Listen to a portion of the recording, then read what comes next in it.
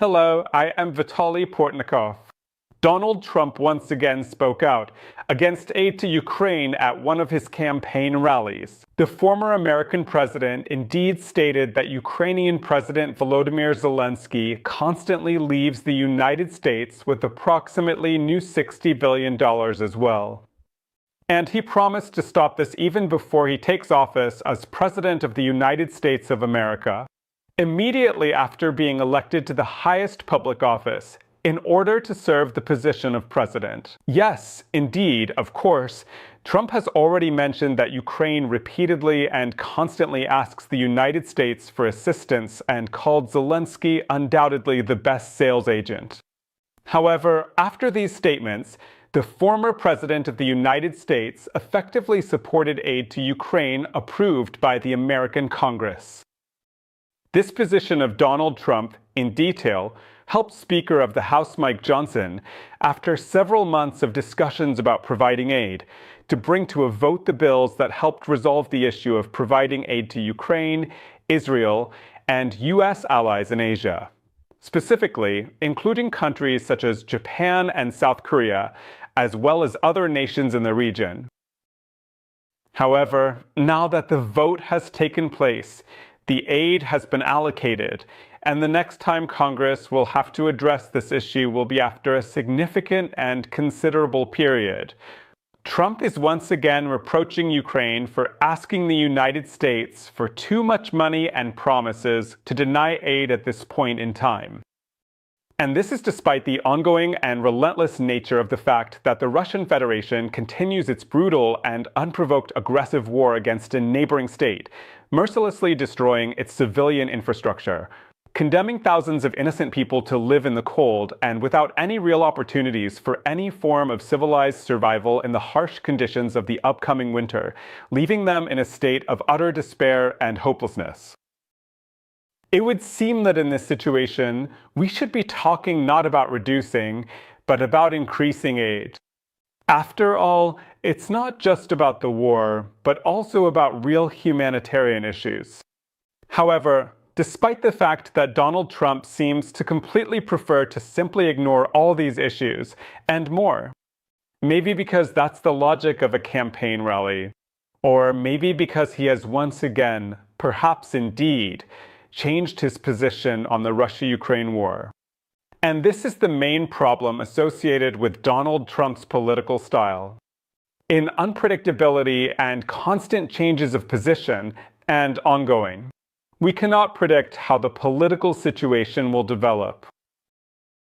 In the United States after Donald Trump's victory in the US presidential election. Of course, if this victory happens, we cannot know how the dialogue between Donald Trump and Vladimir Putin will develop. Trump has repeatedly said that he is indeed capable of successfully negotiating with Putin to end Russia's war against Ukraine.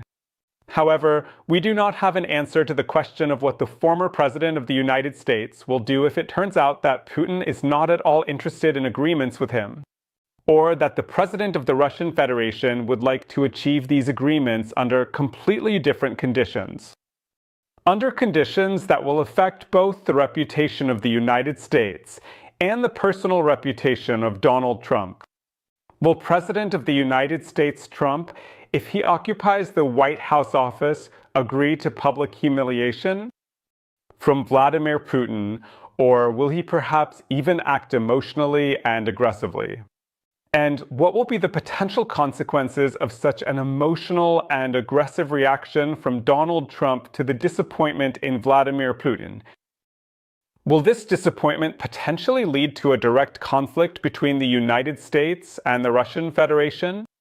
Or will it be possible to reach some potentially acceptable agreements that will exclude the serious possibility of a third world war and the use of nuclear weapons by both major nuclear powers in their significant conflict?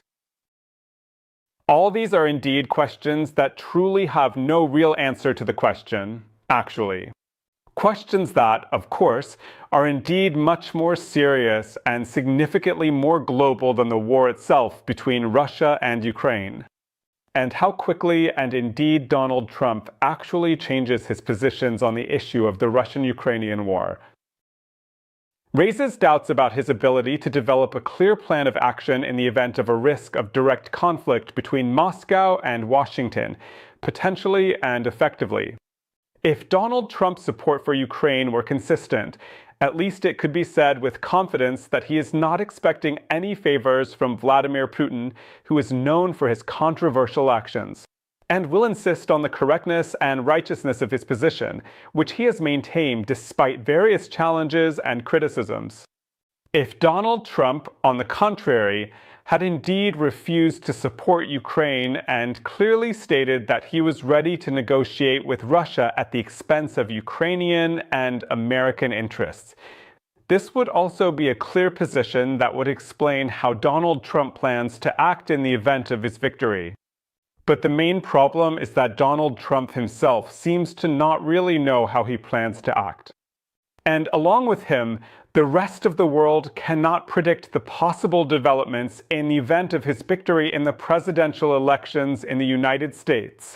Maybe we need to prepare for the worst? Stay on this channel and please kindly subscribe to it and follow my social media and assist the channel grow.